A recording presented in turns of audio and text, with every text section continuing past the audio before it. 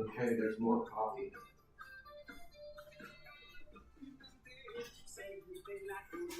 Donnie, what's up?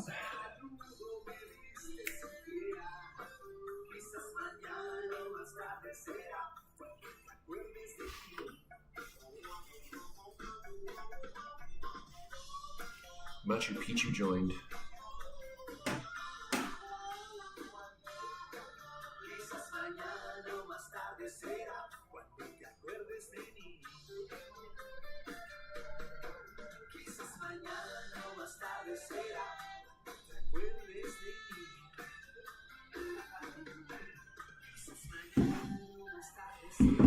What's going on, Donnie? How are things going?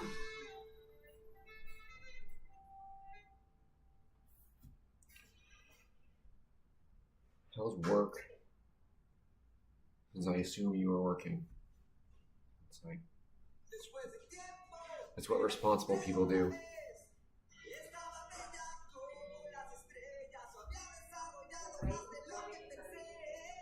Hey, Puka.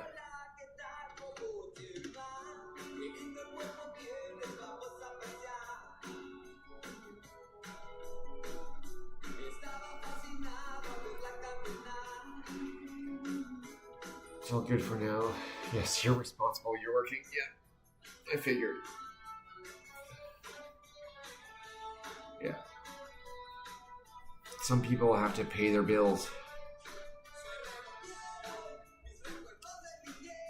And that requires exchanging your labor for money. Yeah.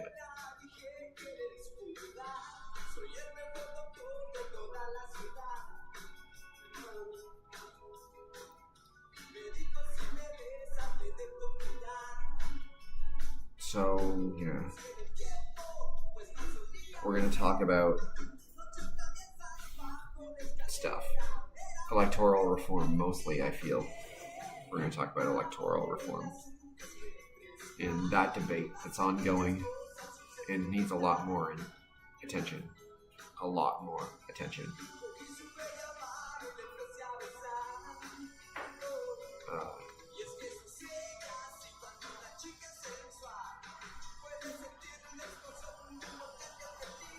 That's what a lot of people do. Trade all their time for money.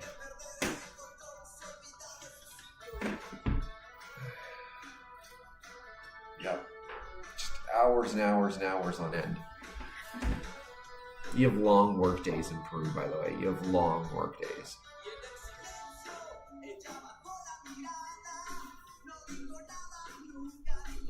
Like, I think the idea of the 9-to-5 job was lost on Peru. It does not really exist here.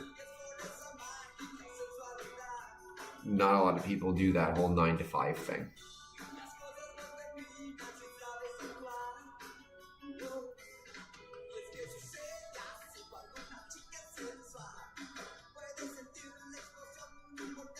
Working 10-hour days, 2 days off a week, but not in a row.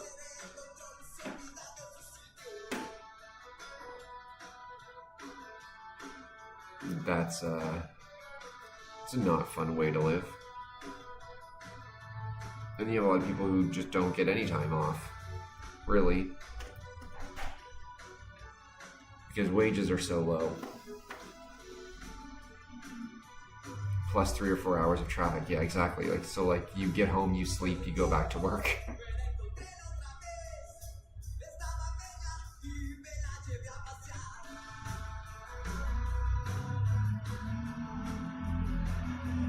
Or you work remote. Yeah, that's the way to do it. If you can get away with, because of the hours you have to work, if you can work remote in Peru, do that, because it's a lot better.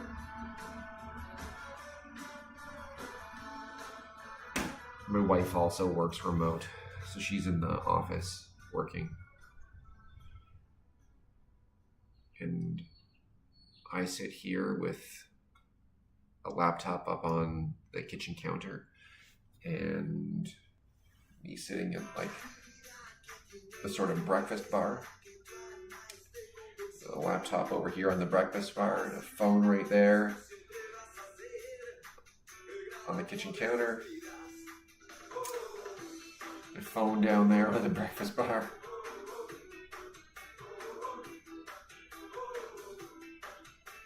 Still in PJs. Yeah. I helped out with some stuff in the building this morning, so I'm doing the brown t-shirt military thing.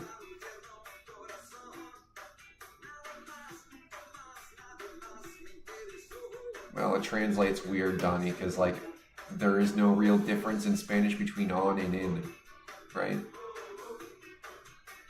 Both are in, right? So it's, or on PJs.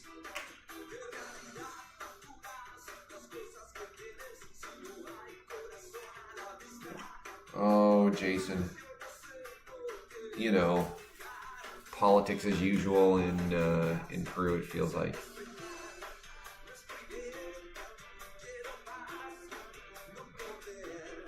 Okay.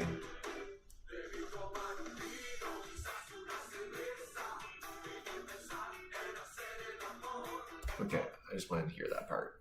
Let's get going. Let's talk about things going on in Peru today.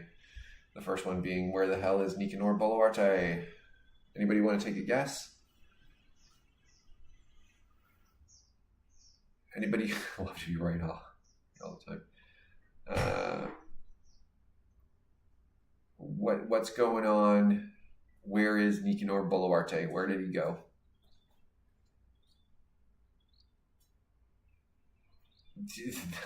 that was my thought. He's having a sleepover with Vladimir Saron. So Natrium, the president's brother, so Dina Boluarte's brother, Nicanor, was sentenced. Not Nicolo. He was sentenced to Nicanor. It's Nicanor. Yeah, it's weird. He was sentenced to 36 months of preventative detention. Right? One problem with that, he wasn't in court. Yeah, Nicanor. He wasn't in court when the decision came down. He wasn't in court the day before. The last time anybody saw him, including his lawyer apparently, is when he appeared remotely before the court by telephone while he was in a car. That's the last time anybody really saw Nicanor or heard from Nicanor. And so now, yeah, old people's names, yeah. And so now, where is he? Where is dude? Where's he hanging out? Because nobody knows. Nobody knows where he went. So I'm sort of the opinion that he is having a sleepover with Vladimir Saron, and he is still himself in his pajamas, Donnie. He is just hanging out in his pajamas with Vladimir Saron, and they're going to update social media all day, and nothing's going to happen. No, he disappeared himself. So he wasn't disappeared. He disappeared himself. He took off. And so, like, there was some speculation, well, did he flee the country? Because, like, if you're the president's brother, I mean, you sort of have that ability to do that, right?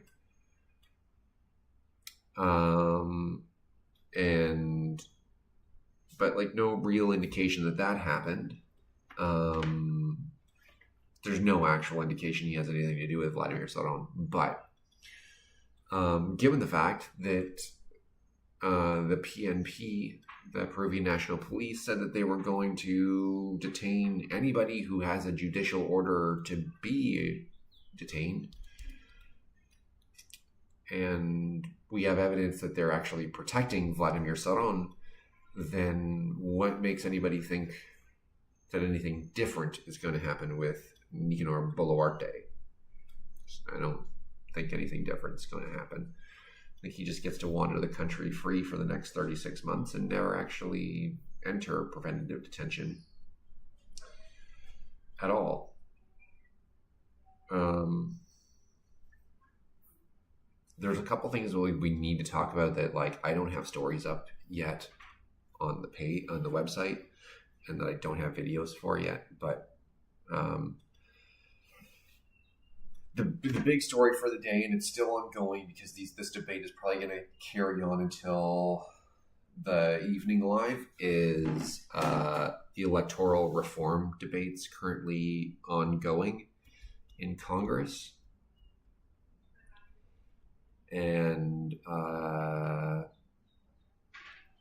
that could have devastating a devastating impact on politics in Peru. The electoral reform debate currently going on in Congress centers around a few things. What's up, Jesus? It's around, first of all, they want to eliminate regional parties, essentially. So unless you are a national level party with national support, then you would not be able to run for national level seats, right? In other words, you couldn't have national representations in Congress or the presidency. You couldn't run a candidate if you are a regional party. That's bad for democracy. It's basically those who do have a national base already saying, we want to keep our power, and you get to stay a small party and stay over there, right? They are eliminating opposition to themselves. There are also reforms around who would pay for the lawyers of the parties. Yes, I see you. I'm just following the regular format of the live.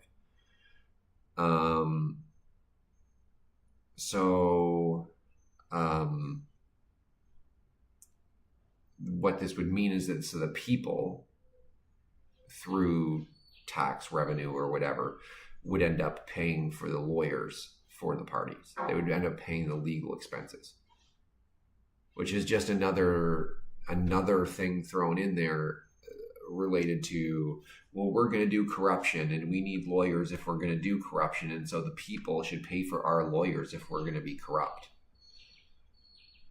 right? So that's also not good.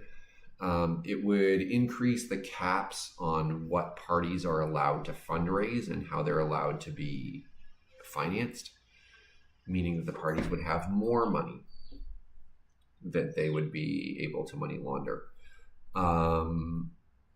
And then also, and a reform I really, really, really don't like, they would essentially extend their reach. So those parties, the national parties, the bigger parties like the Fuerza Populares and the Peru Libres and stuff like that, they would be able to basically run mayoral candidates regionally and municipally. And that would sort of make those mayoral candidates beholden to the party at large to act on party priorities, as opposed to what is an actual priority for constituents, the voters. So you would see Fuerza Popular go from being like a national level party that runs candidates for the presidency and the Congress, all the way to like mayor of Lima region, but also like mayor of San Juan de Lurigancho, right?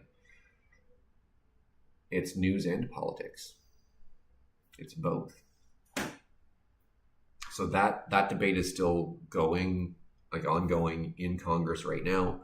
It'll probably go until Congress adjourns for the night. I don't know that they're going to get to some sort of decision or vote today. This is not the first time they've been debating this, and every single time they do debate, more stuff gets thrown in that they would like to change.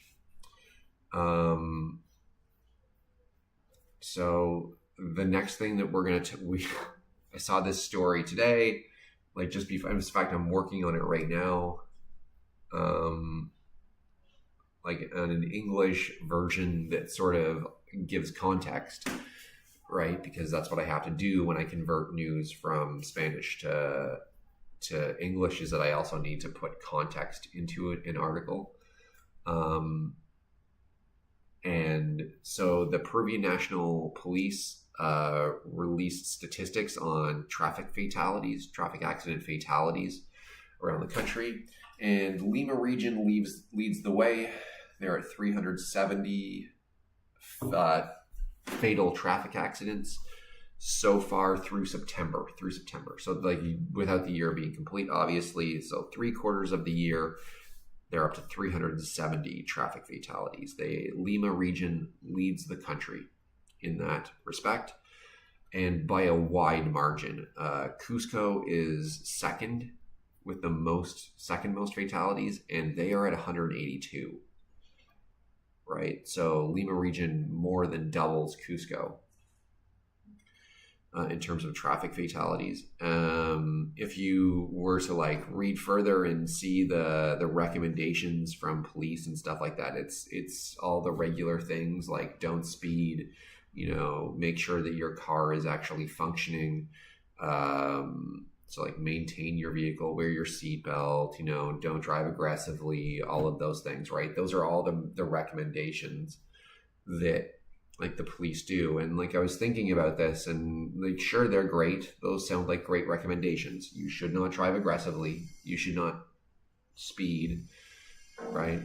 You should like make sure that your car actually works. You should use your seatbelt. You shouldn't drive while distracted, right? In North America, it's very like I think every part of North America now, I don't know about Mexico, US and Canada both have laws against texting and driving, right? So you can't use your phone and drive at the same time. You have to have a hands-free device in your phone or in your car. So you have those sorts of laws in the US and Canada, and you have laws in place in Peru when it comes to traffic violations. You do. You have a couple problems with it though. Like two big ones. One, who is enforcing those laws? Like, do you ever see a lot of police pulling people over for traffic violations? And if you're outside of like a city or do you see them at all, really? Right? You see them every once in a while, and even then, like if there is an issue, a lot of times they're transiting between jurisdictions, and there's jurisdictional issues like, oh, I'm national police from this office, and so I can't enforce traffic laws here. I can't do anything here. You have to call somebody else. Like, you're the national police. You're not like you're not the Punta Hermosa police only, right? And so there's problems there. And then the second problem is, can you just bribe them anyway? Because like that's my experience, was that you can just bribe them anyway. So does it matter? In fact, they're more willing to be bribed than they are to actually do their job. They don't like doing the full extent of their job. They prefer to just take the bribe and move on. Right? So is that really going to cut down on anything? So like we drive on Panamericana Sur fairly regularly between Lima and home. And it is not uncommon, for instance, to see a couple things. People who speed a lot, right? Because they spend so much time on Javier Prado, they're thinking, well, I need to make up time. And so they speed a lot on Panamericana Sur. It happens. The other thing you see is ghost cars. right? Cars that don't have lights. And so you don't see those cars until you're like right up on them. Right? And as a result, you combine a speeding car with a ghost car, and that can be a not very good situation. Right? So I mean that's a situation that needs to be dealt with. There's also infrastructure issues in Peru where not all of the roads are very well constructed or very well maintained, and certainly not patrolled by police. So, like, I would encourage you, for instance, to take the road from Sanilla up the Lurin River Valley to like some village, like just drive it to Nieve or something like that, right? And you will see that like there's no cops. Cops don't go there. Police do not go up there. Why would they? Right? So to them,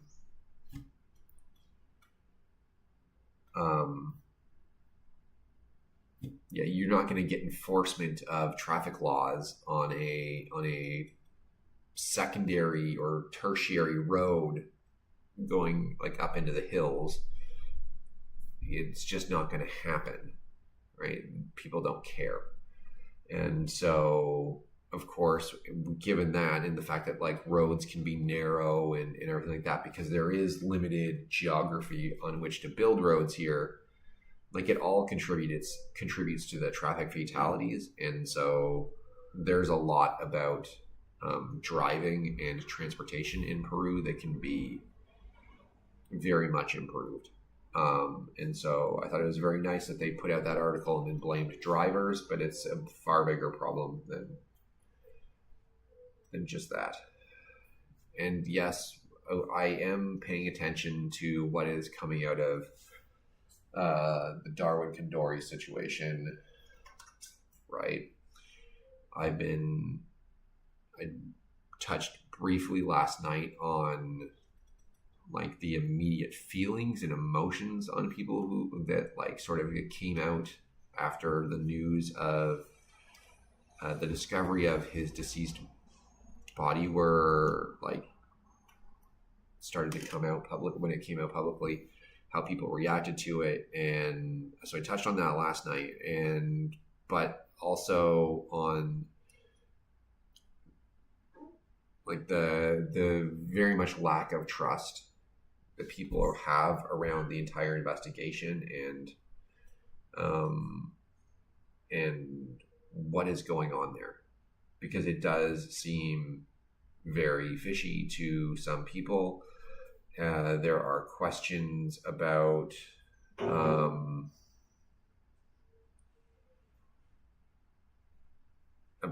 the whereabouts of the two other police officers who were accused in the gang rape that Kandori was also implicated in. There are questions about crime scene management from the National Police in discovering his body. There are issues everywhere in that investigation. And the thing is, because you have a corrupt system, people are not inclined to just believe whatever the police say. Although, like, the police leadership has decided to be very, very, very forceful about it all. I don't know that that's helping any, because the more forceful they are, the more it makes it seem like they're doing something.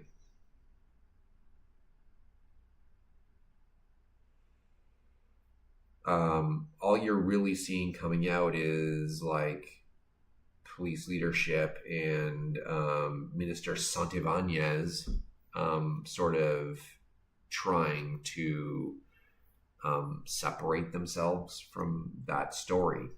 Like, they don't want to be associated with Darwin Kandori, and unfortunately, He's national police, man, and was for a long time, and had his actions covered up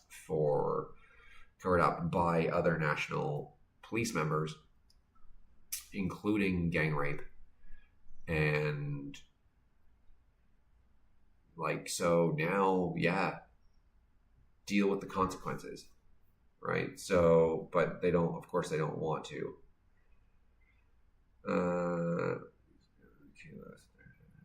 Yeah, so like you're and the thing is, so I understand there's a lot of conspiracy around what went on there, right? I agree that there is motive to have concerns, but I have yet to see anything that like really makes it apparent that there are true problems, right? No doubt the police in Peru don't do a lot of things around situations like this very well. They don't handle situations like this very well. But I don't know that anything in particular is standing out. But I'll say this, like, they sort of admit that they sort of botched it in terms of the scene around Kandori's body. They sort of admit that they didn't handle it as well as they probably should have. But yeah, there's a lot of questions there that are going to need to be answered, and there's a lot of like, how far do you go in making sure that you actually deal with the problem if you're the Peruvian National Police? Because so far it's appeared like they don't want to deal with the problem at all, right? They want to say, okay, well, Kandori passed away, so now everything that's wrong with the Peruvian National Police is done. And that's not the case. There were the 6 individuals who were detained that implicated Kandori in the murder and dismemberment of Sheila Condor. And like, well, why were those people released yesterday morning? What do or don't they know, for instance, that led to them just being released? What do or don't you know about those people that led to them being released, right? There's the questions around the other police officers involved in the gang rape incident, and why didn't the police do anything then? Like, why wasn't that investigated? Why weren't those police officers terminated at that time, or at least suspended or something like that? Pending, like, there was no repercussion for it. It was just like, yeah, well, gang rape happens, but gang rape doesn't happen. Right? So there's questions around that. And then, of course, that leads to questions around, like, what officers then covered up that incident? What officers ignored that incident? And how do you deal with that? There's a lot of issues within the Peruvian National Police that need to be dealt with. And so far, what you're seeing from Santibanez and others is, okay, well, it's done with now. And we are distancing ourselves from Darwin Kandori. But Darwin Kandori was one of you. And so that cannot be overlooked at this point. It just can't. Another issue, well, another story that has come up today since statistics are being released today. The district in Peru that uses the most potable water. Does anybody want to take a guess? The system?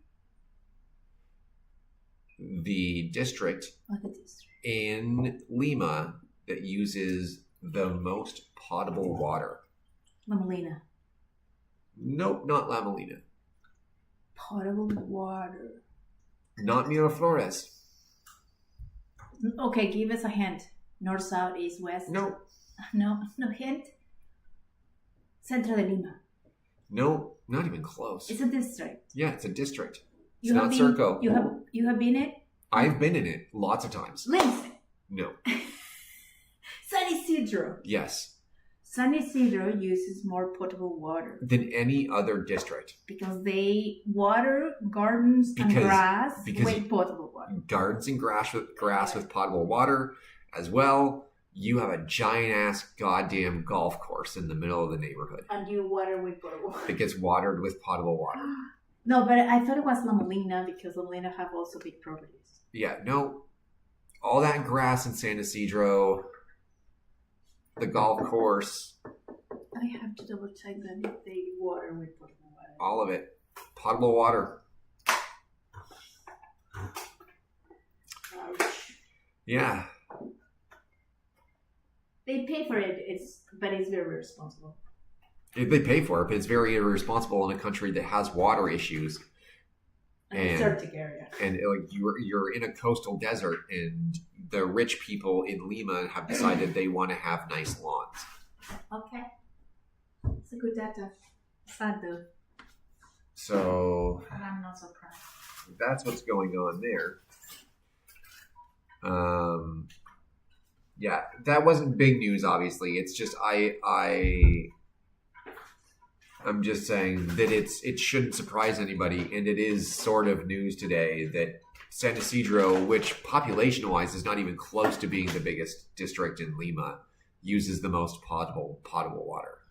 That means it's not per capita? It's not going for no. We're not measuring per capita.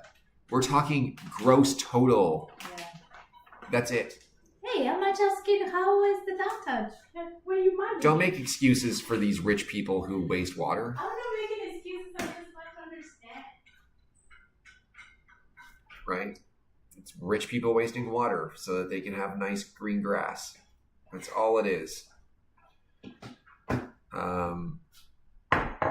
Yeah, so those are all the stories I've sort of gone over today.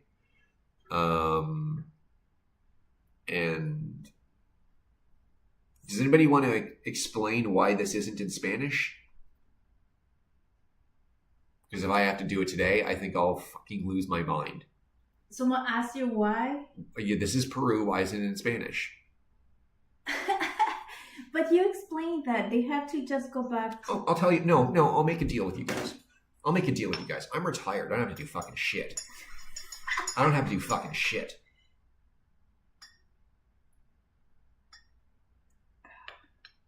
Right? I don't have to do anything. I can wake up in the morning and go immediately back to bed.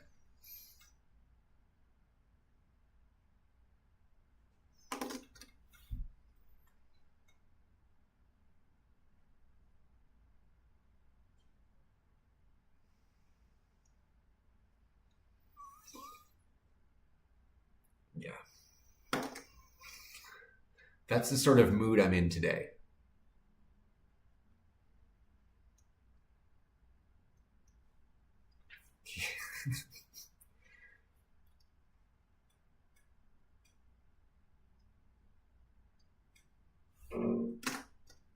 That's the sort of mood I'm in today.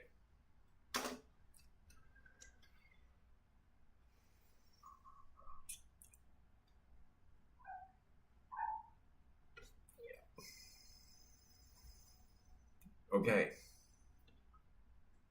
So,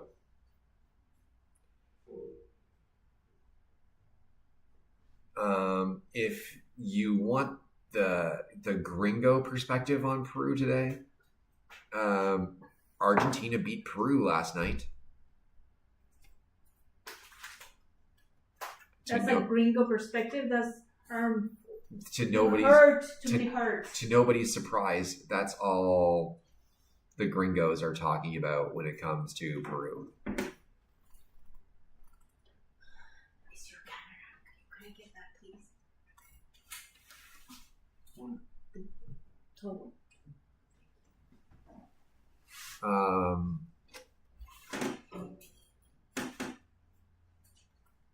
So the gringos are really only talking about Messi for the most part. because anytime the gringos can talk about Messi, they will. It has been mentioned in DW, which is German, but they also do English content, that the president's brother was sentenced to pretrial detention. That was covered by an English language news source, but it's out of Germany. So they do multiple languages, not just English. They also do Spanish and German and French, I believe. But other than that, it's been pretty consistently just Peru can't score goals in football. And Lionel Messi is the greatest of all time. That's what you're getting that has any reference to Peru out of gringo media. You are seeing on social media, you are seeing a lot of Paddington Bear coverage. And that, of course, is very important.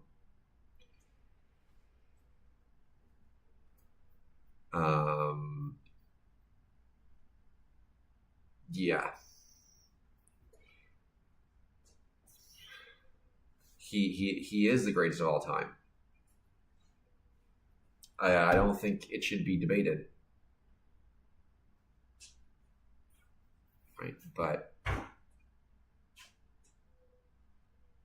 I think Peru needs generational change as a team, and nationally, Peru needs to do a better job of developing talent.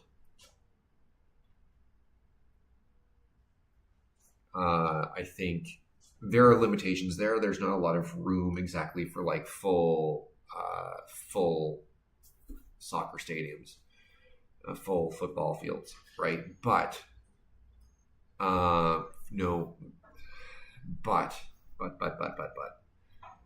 Peru needs to do. No, it's not very sporty overall. It really isn't. But I mean, that doesn't mean that the talent isn't here to be developed, but it doesn't get developed because there are other concerns. You know, people don't look at football or other sports as a means to remove themselves from their current situation. Sports doesn't really matter. It's secondary. So,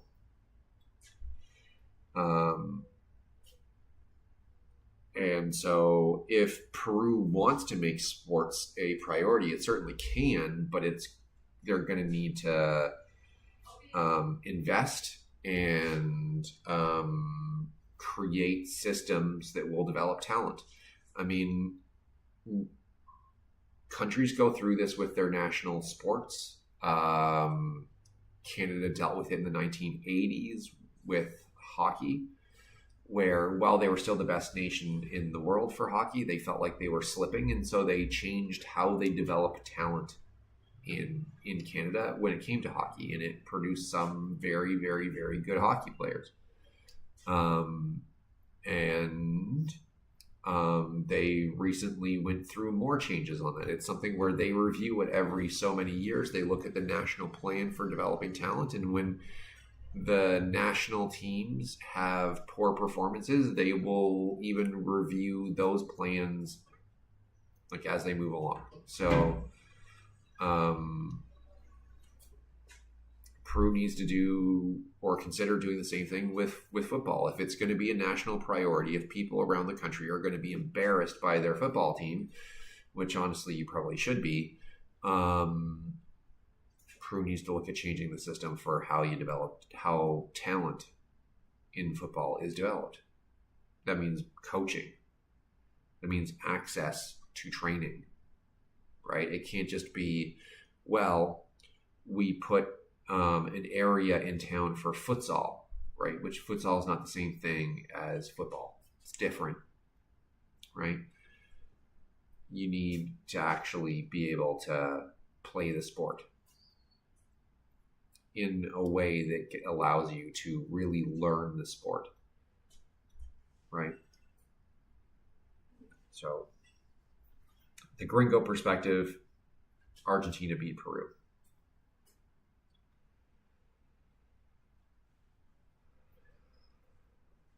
That's what we got so far. I don't think we have anything else specifically to talk about.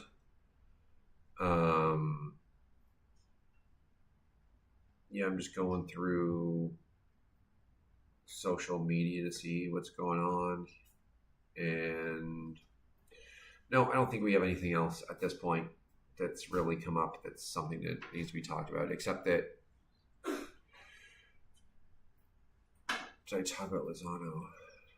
No, I haven't. I haven't really, not in a while. I haven't. Not since like he was arrested, and not since like the raids and stuff like that. I haven't.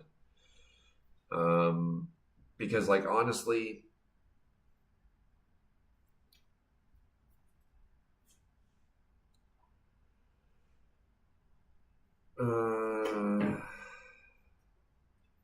yeah, well, of course he's free, man.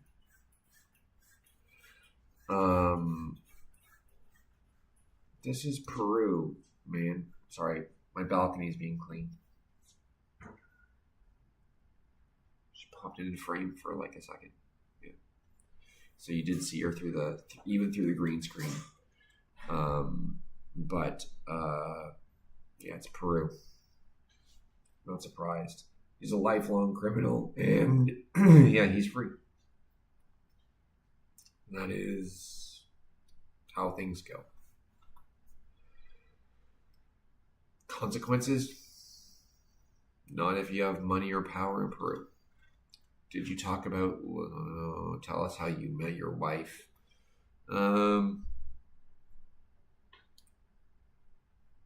In Canada on a dating site or a dating app during the pandemic.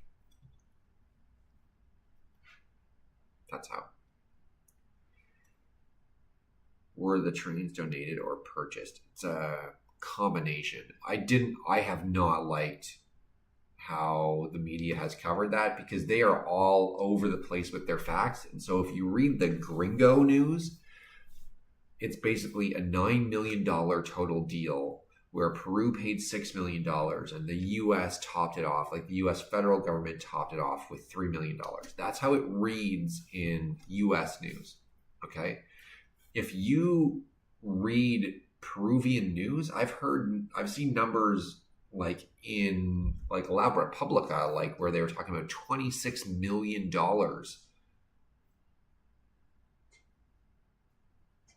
Bumble, Fraser.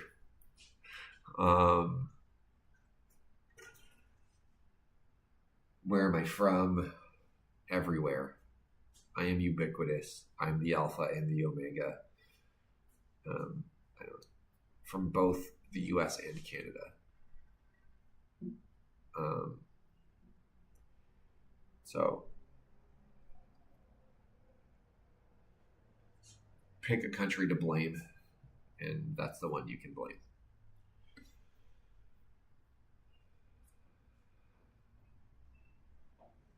Yeah.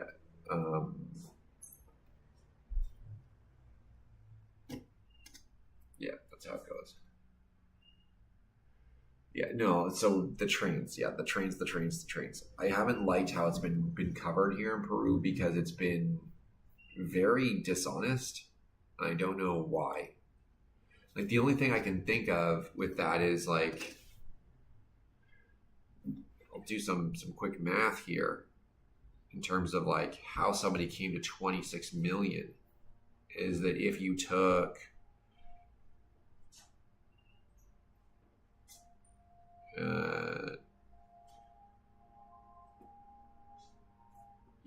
the different, like an average of the two potential prices and converted it into soles and then said that was the dollar figure, right?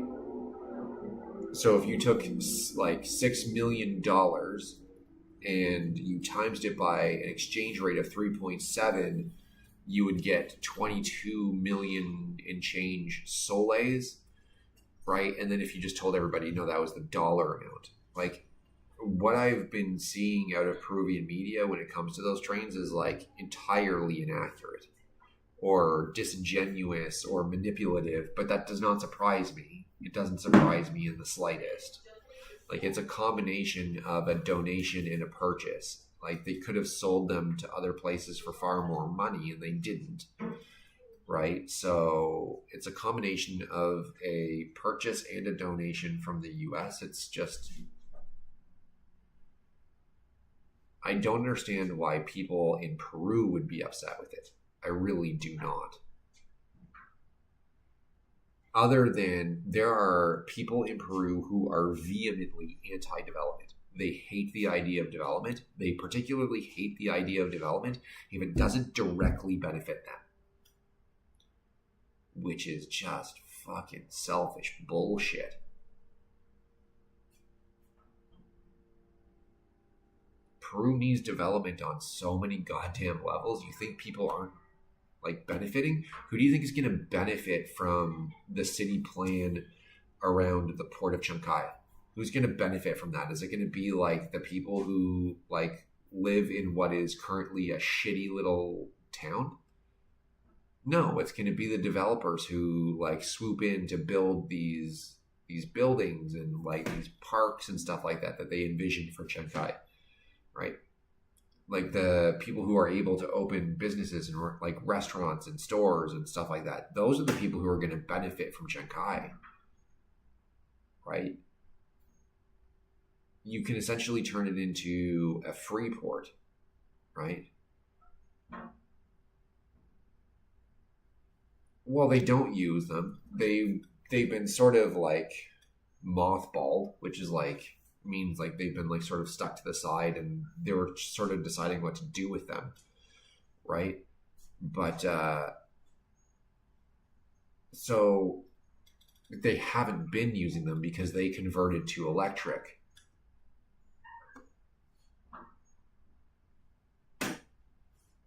It does benefit everyone. The problem is there's a bunch of people who say that like, well, if it doesn't benefit me specifically in a way that I actually feel it, then we shouldn't do it.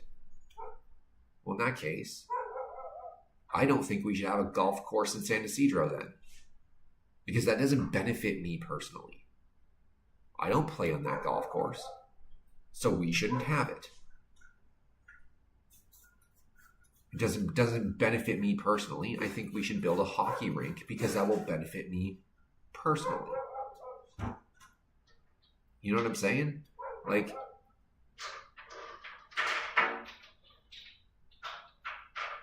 does the golf course benefit more people than those who play on it? Yes, it does. Have I thought about having a podcast? Yeah. Just sort of like, dude, I started this. Donnie, how long ago did I start this? Like, a little over a month ago, maybe a month and a half ago. I made the decision to start giving this a shot. I went from nothing to, at least, even though there are currently no viewers on the YouTube side right now, it's available on YouTube. Videos go up on YouTube. It's on TikTok, right? There's the website, right? Like, so in a little over a month, I think things have moved along pretty well, and like we've grown pretty well. Obviously there are limitations because of the number of English speakers who have time, right? And who are aware and who know that this is there, right? And there are limitations because, you know, I'm one person, right?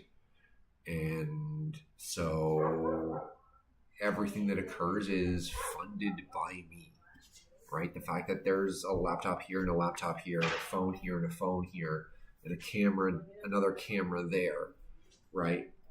That's funded by me, and I have to fund that, right? And so, yeah, there's been good growth, but it should be like, I'm an impatient person.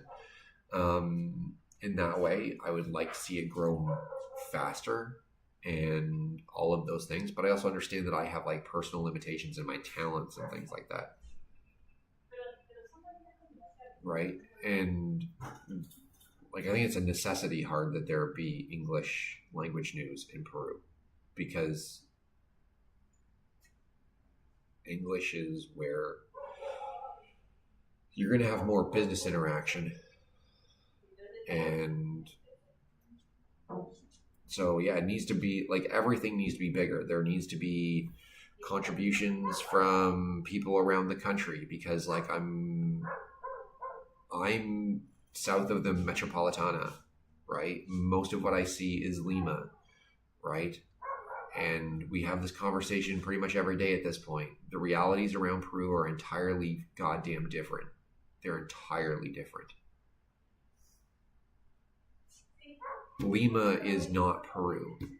Lima does not represent what it's like to be in Peru, right? Lima is a small portion of Peru. And within Lima, there are very different realities, because you have people with a lot of money in Lima, and you have people with very little money in Peru, or in Lima, sorry. And they have entirely different realities. Neighborhoods have entirely different realities in Lima. And so there needs to be like greater access to those different realities, but there also needs to be greater access to news coverage. Like, I don't have time to do, but is the truth the reality?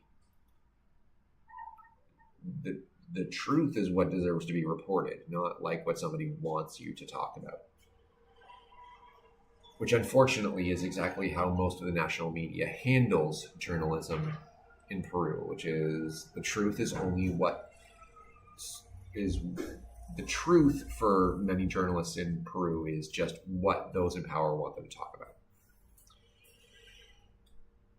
What is your impression of politics in Peru? It's highly corrupt and self-centered and self-interested, and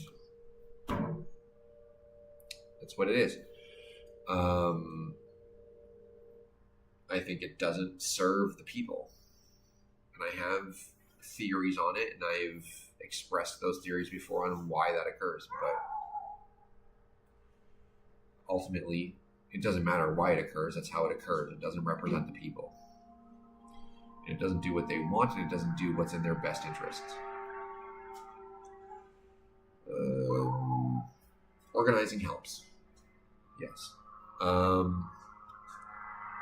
But yeah, like, so I don't have time, for instance, to do sports coverage, which I'm sure would like make everything much more popular, because like, even like, I don't know if you guys remember this, but like last year, every time was it last year? I think it was last year. It was last year or the year before. Every time there was a football game on of like prominence, and I'm talking about like league. It was league games, right? So it'd be like anytime Alianza Lima was playing, Congress would stay in session late into the night so that they could do things, and nobody would pay attention to it because everybody was watching football. And then the next day, everybody was reading about football. And so a bunch of stuff got through Congress, and changes were made in Congress because everybody decided, oh, well, football. Right? That happens here.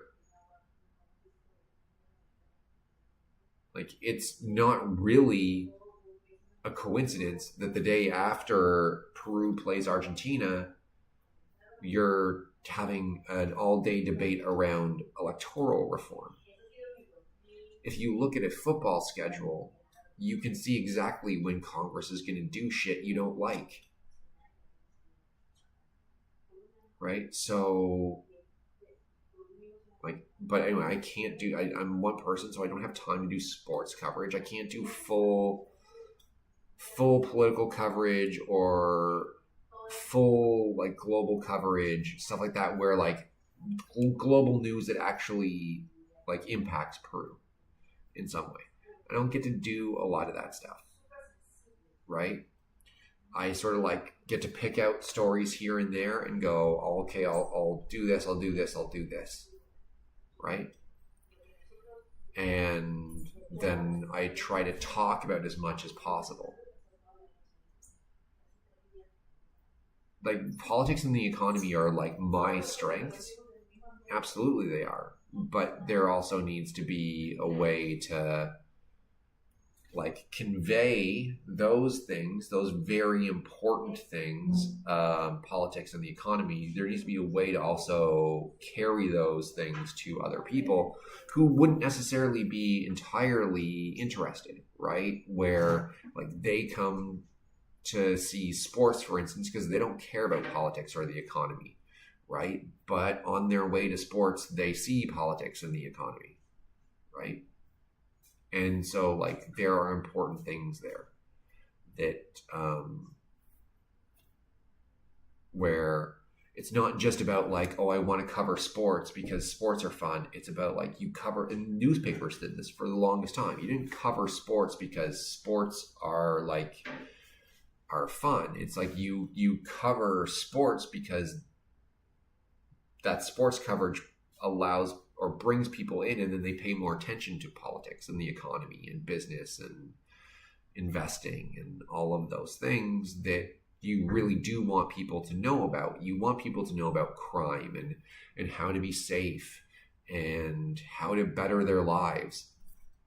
You want people to know those things, but you trap them by saying, we're going to talk about entertainment, or we're going to talk about sports, or we're going to talk about this other thing that's really interesting, right?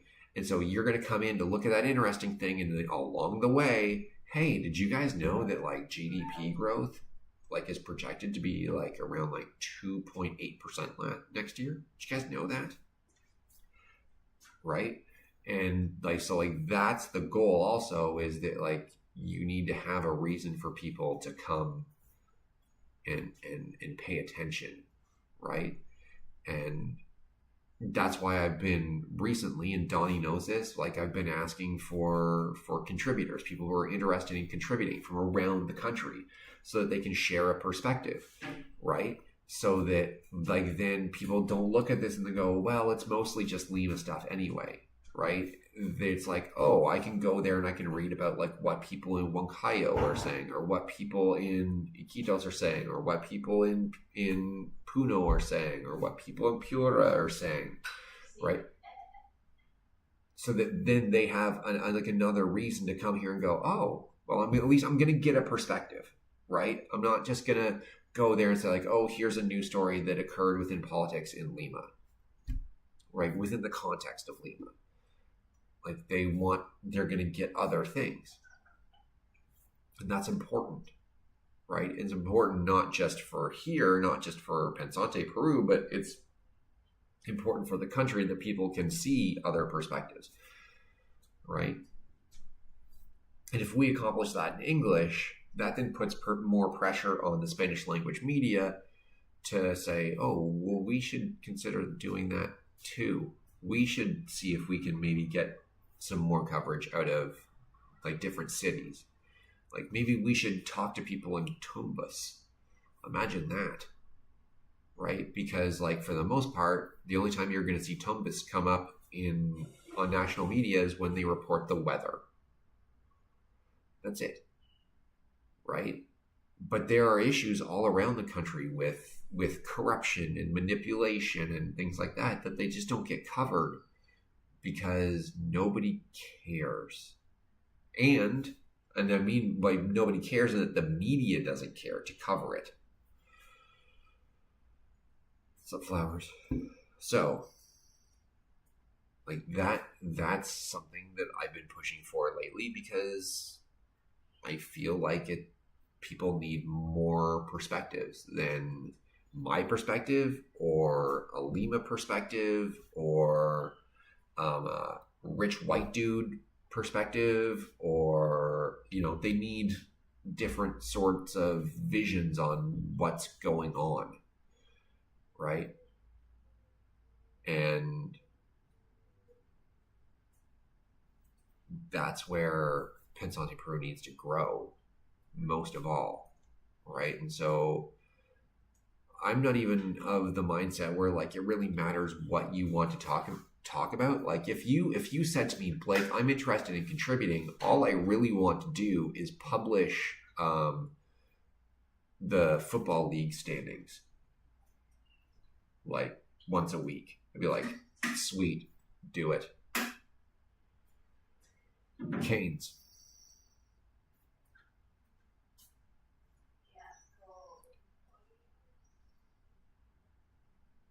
It's not hard. Canes. Blocked. You know why? Canes was the mentor for one of my, well, yeah, like it's horse meat. Yeah. Canes was the mentor to John Kenneth Galbraith. That's why you have to choose Canes.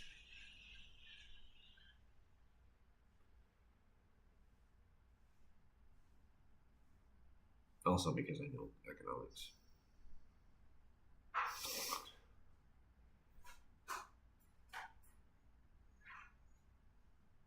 It's okay that you're wrong, Fano. It's okay.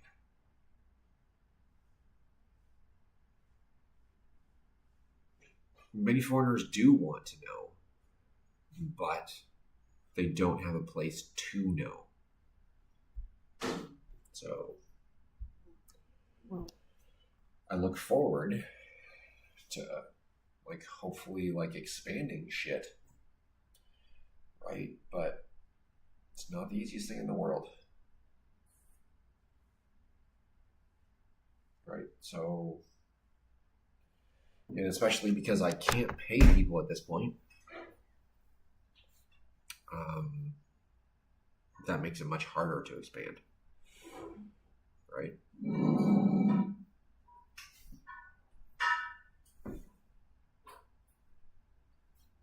So if I was able to pay people at this point, obviously I would be expanding much faster. But I can't. So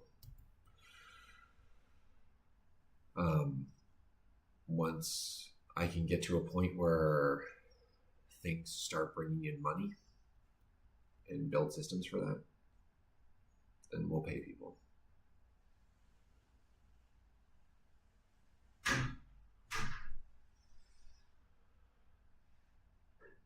Even the police themselves cover up the acts they commit. Yes. The police cover up the acts they commit. Yeah. Because it's a corrupt society. It's a corrupt police force. And they cover up things that a lot of people do. To the benefit of a very few.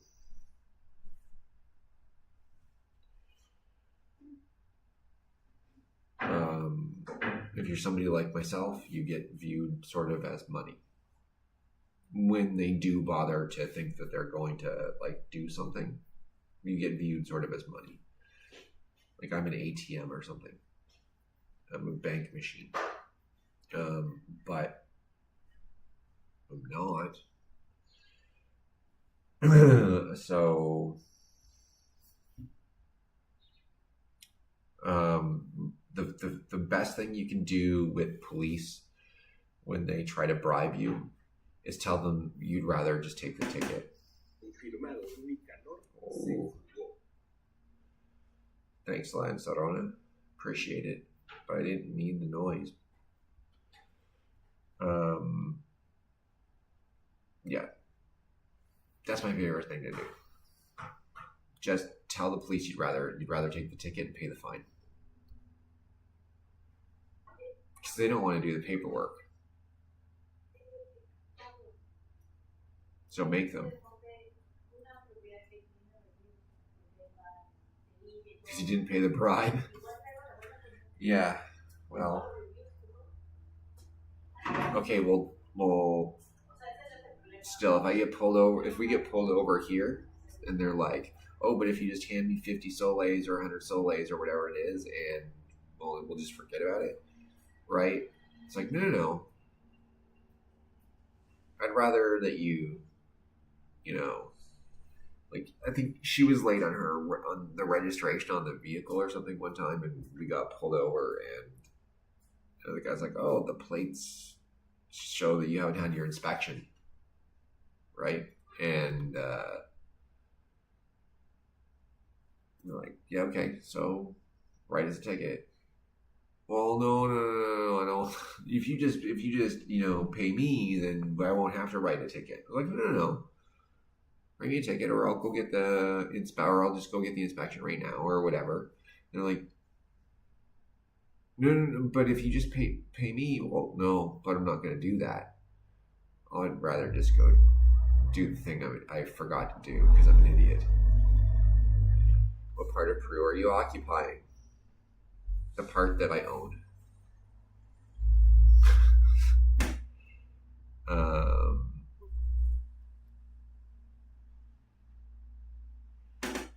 Yeah, the part that I purchased.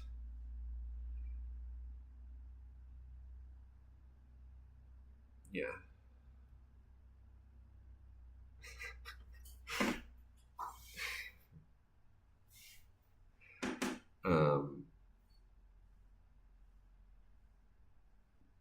Tell us the truth. You mean living? Yeah, he means living. Do you have family in Peru? Yeah.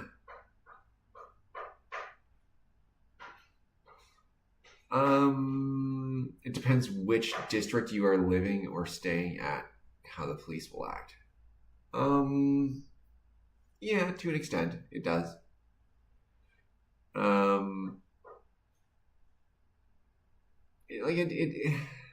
It does to an extent.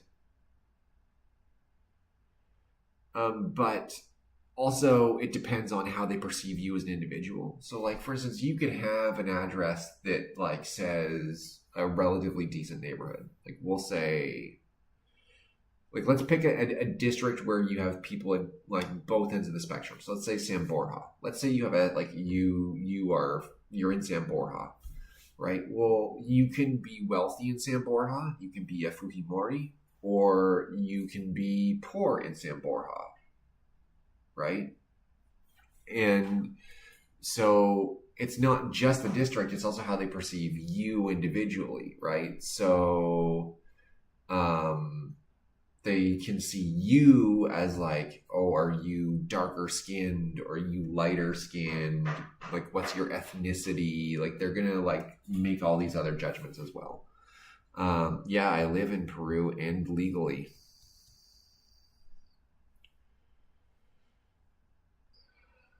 Please call migration.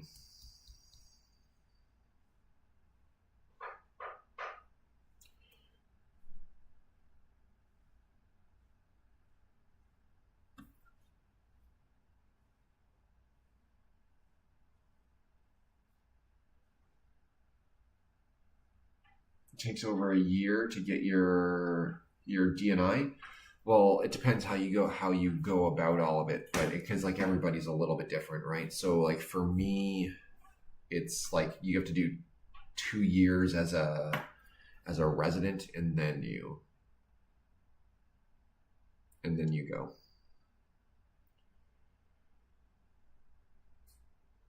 And then you can get your DNI. Right.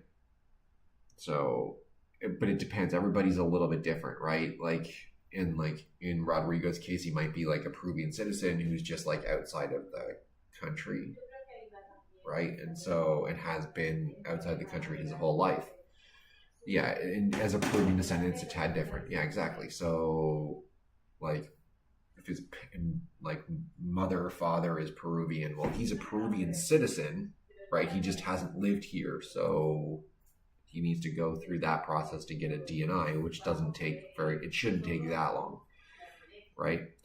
for somebody like me, where it's like I'm an immigrant coming in, then I have to like go through the process, get my carne extranjeria, and then I have to like wait 2 years, and then I can have my DNI. Where you would land politically, I don't think anybody in Peru has any real idea where they land politically. That's often how I feel. I feel like a lot of times that gets very, very, very much confused in Peru. It does. And I've talked about it before, and I will, I'm sure, talk about it at length again. Okay, guys, it is now after 1 o'clock. I will be live again at 6 p.m. for the end of day update. I will see you then. But have a good day. As always, like, follow, share on TikTok. Like, subscribe on YouTube. And anywhere else. Like, follow, subscribe, wherever it is, anywhere else. TikTok and Blue Sky, or sorry, Twitter and Blue Sky, both. And I will see you all at 6 p.m. tonight. Okay. Bye-bye.